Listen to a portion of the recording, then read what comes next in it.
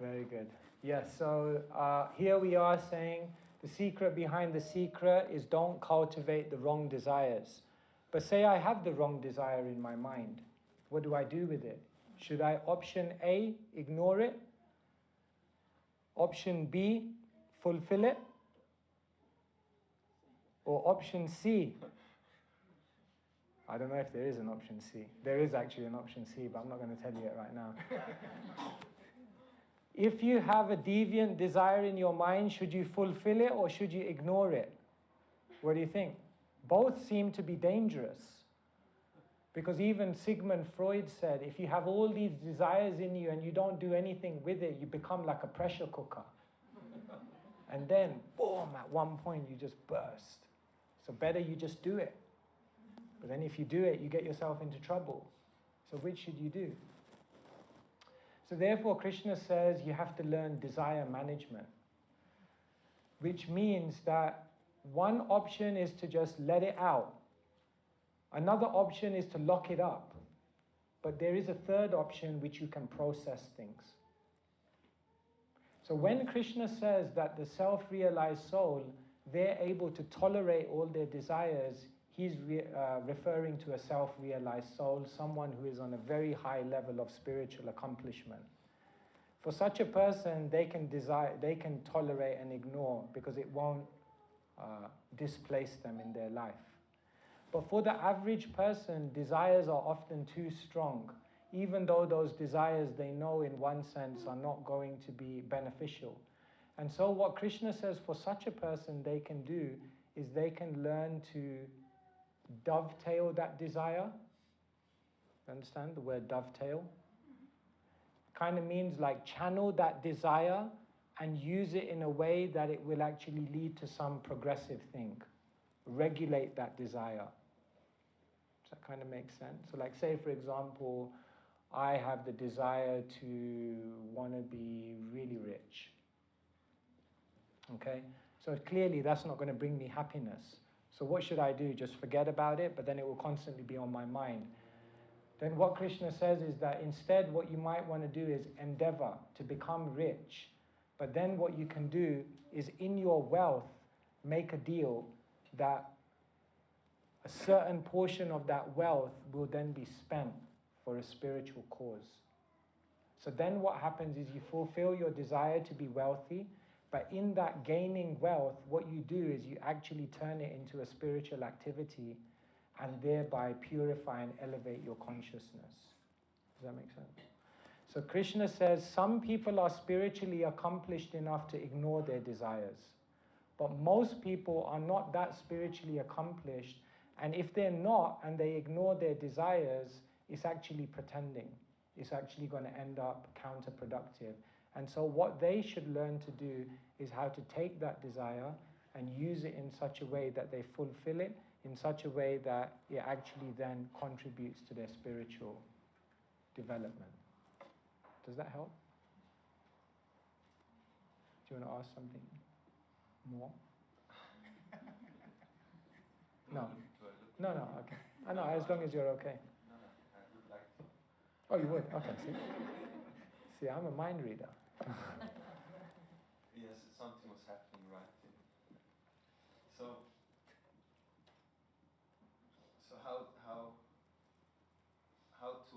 how to know which ones you're advanced enough to. Yeah.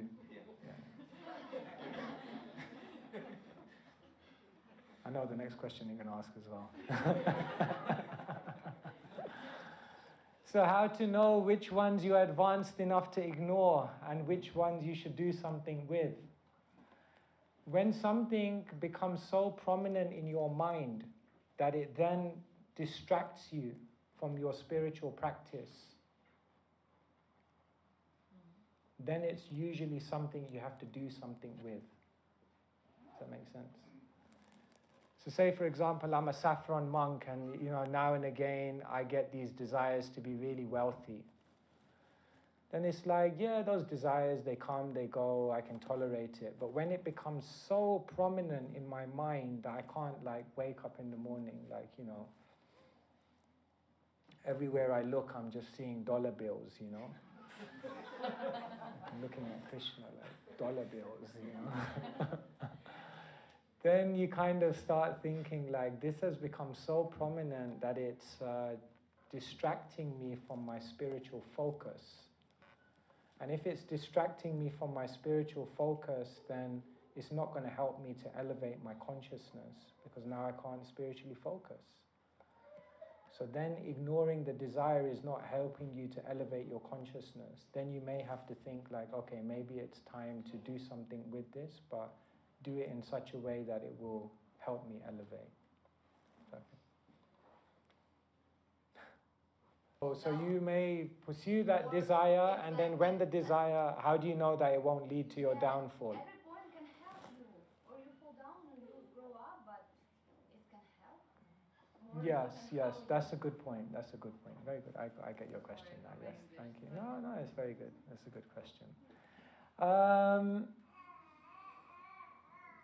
That's why you set a determination that before you pursue that desire, that when that desire manifests, then you agree, you use that money for a spiritual cause or like that. So when you follow that course of activities to dovetail and to channel that desire to Krishna or to divinity or God or whoever you know to be God, then what will happen is that that desire won't bring you down, because you've connected that desire in a spiritual way. But it's help.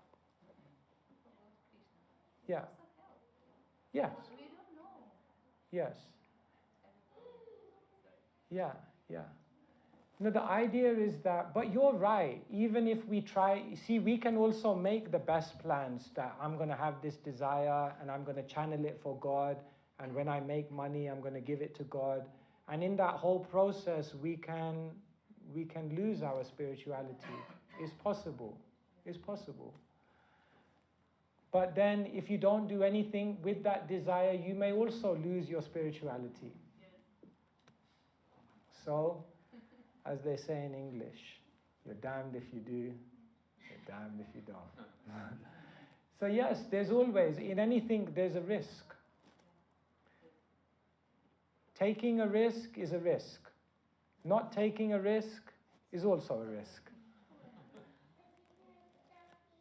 So therefore you have to make the best decision possible, discuss it with friends, discuss it with people who know you, introspect, pray to God within yourself for inspiration, and when all is said and done, you have to make a decision, and you have to try, and then you have to walk your path, and then you have to hope and pray that it's the one. Yeah, thank you.